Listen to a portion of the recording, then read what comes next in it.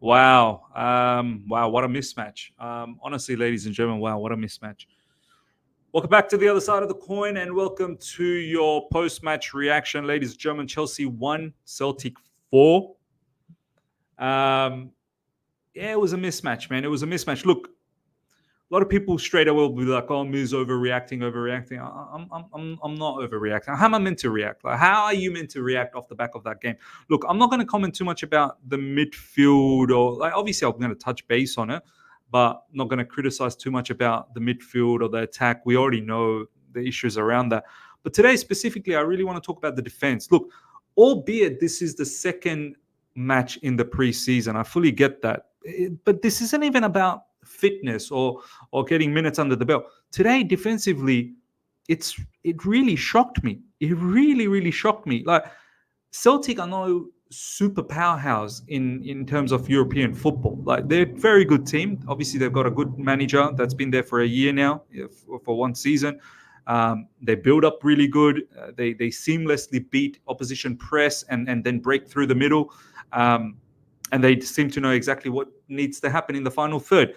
So, yes, it is a quality opposition, but Chelsea Football Club by no means should be getting beat 4-1, even in a preseason second game, because defensively, I feel like you need to be a little bit more resolute. You have to be resolute. This isn't even like the first game against Wrexham in the second half where he had a whole heap of changes, and this is why we conceded a lot of goals. This is when we had proper defenders playing in the first half and we're getting bopped about, and so many of our defenders had no idea what they were doing. Start from the back. Robert Sanchez got hooked, ladies and gentlemen. This brother's done. It's over. It's finito for this guy. He was so erratic the entire game. Why? Why are you so erratic? What's going on? Why are you so nervous? Where's the composure? The man was mad what he was doing. Yeah, he made some good saves, but in all honesty, Celtic could have scored 8. They did a favor for us that they're not clinical enough up front, that they only scored 4. They could have scored 8, 9. Benoit Badiashile, Benoit. Wow. How many times have we seen Benoit last season? Badiashile, just jittery, jelly legs. His legs are system glitch. Passing it straight to the opposition and then, good assist. Well done, Benoit. Very fantastic assist. Some of his passing to row Z.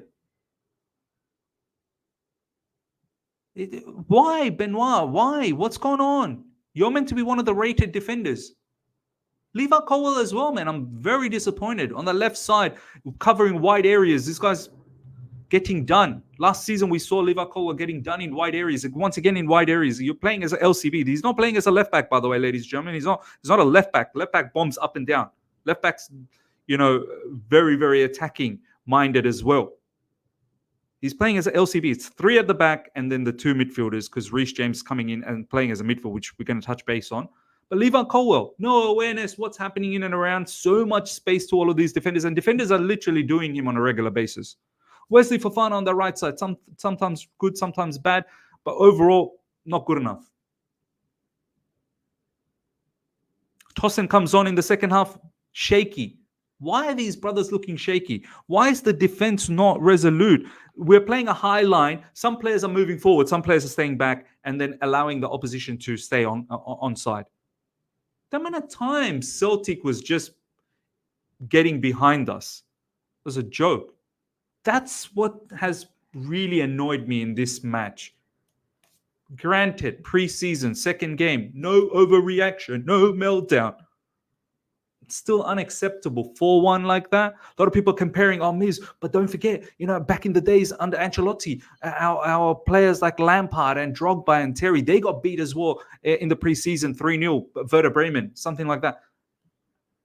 Guys, calm yourself down. You understand the team back then.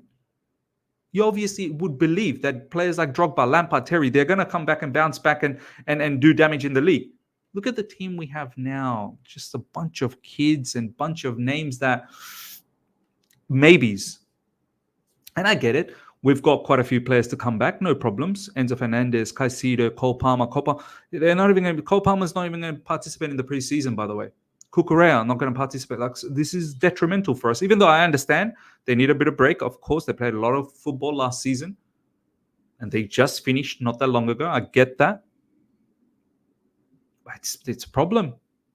Cucurella is probably the only one that can invert.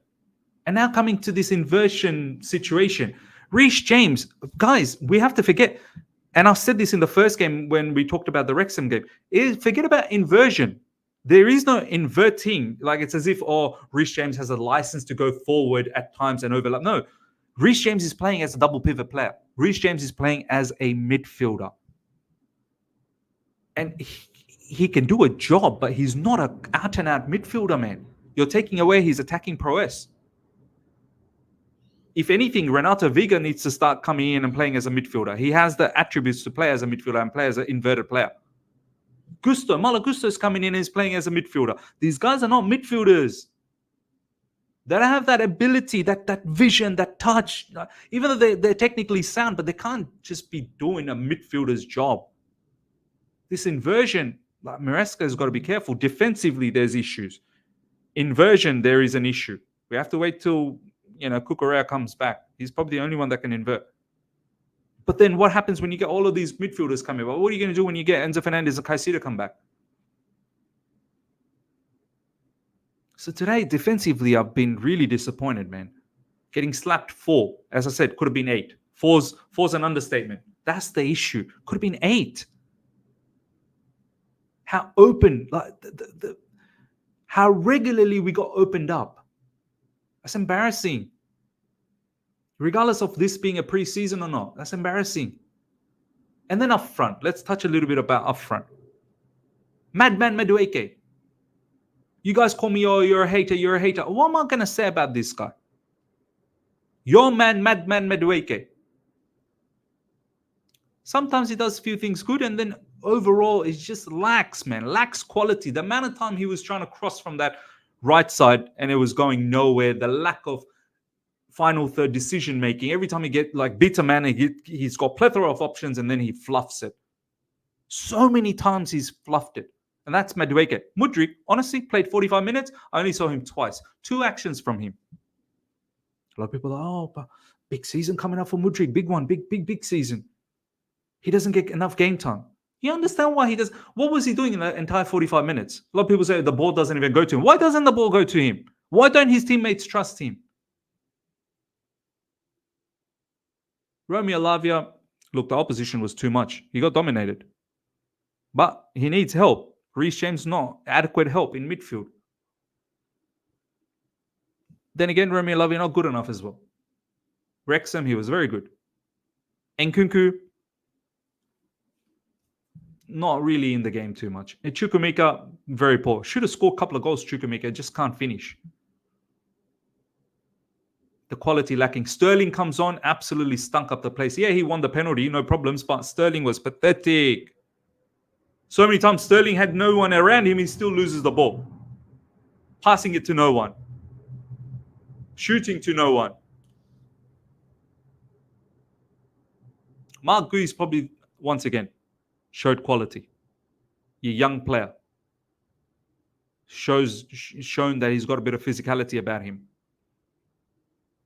Off the ball work rates, good pressing, good movement. Wow, no service. Overall, it's just very, very... It was a mismatch. It was a mismatch against Celtic. Defensively, I'm very worried. We have to sort things out. We've got Premier League matches coming up in about 3 weeks' time. We got so much work to do. Next game, Club America. We'll see how we play, but then after that, it's Real Madrid. It's Manchester City in the preseason. It's Inter Milan. Like, these are teams that have a lot of quality. They will do us. Defensively, more than anything, under Enzo Maresca, look, I'm not asking for the world. I've already said my expectations top 6, and we have to be so patient. We have to have the stomach to endure this season. I know it's going to be very difficult in the beginning, but I'm hoping by the end of the season it starts to look a lot better. But more than anything, what I'm expecting from Enzo Maresca in the first few matches and in this preseason is defensively be solid. That's all I'm asking for. I don't want to see Chelsea Football Club getting done up the backside 4-1 like that. No, I'm not. I'm sorry. It was too easy. It was too easy. Yes, Celtic's final game of the preseason, they're very, they're there. Fitness level is there. They made a lot of changes as well. But it's not just about the fitness. Like, the way they were playing their football, it wasn't about the fitness level. There were so many levels ahead. How easily they were opening us up. It should not be that easy. It should not be that easy. But yeah. Ladies and gentlemen, let me know your thoughts. I feel like big things, man. Big things for Enzo Maresca to worry about. Some of these defenders, I feel sorry. Like, look, someone like Chalobah gets thrown away. And he's miles ahead of Benoit Badiashile. Desasi apparently is carrying an injury. He had a hernia stuff. Apparently that's the news that he's had the hernia injury that he was carrying last season. He had the operation as well, similar to Enzo Fernandez. And now it's taking a bit of time. That's why Desasi is not in the playing squad yet. He's in the preseason, but just not playing yet. But he's miles ahead of any of these defenders, man. And Chalobah is having to play in the under 21s. Such as like, but by the way, two here we goes from Fabrizio Romano, and Salmino and Jorgensen. Jorgensen is going to be the goalkeeper, man. Sanchez is literally saying, Sanchez is begging for Jorgensen to come in and be the Chelsea number 1 goalkeeper. That's where it's at the moment. And he got hooked as well, Sanchez. He was kamikaze from Sanchez. Kamikaze. But yeah, ladies and gentlemen, let me know your thoughts about what you thought of this match against Celtic. Smash the like button. If you're here for the first time, subscribe, hit the bell notification to stay in touch with all my content. I shall see you guys for a live stream tomorrow. Until then, take care. See ya. Bye.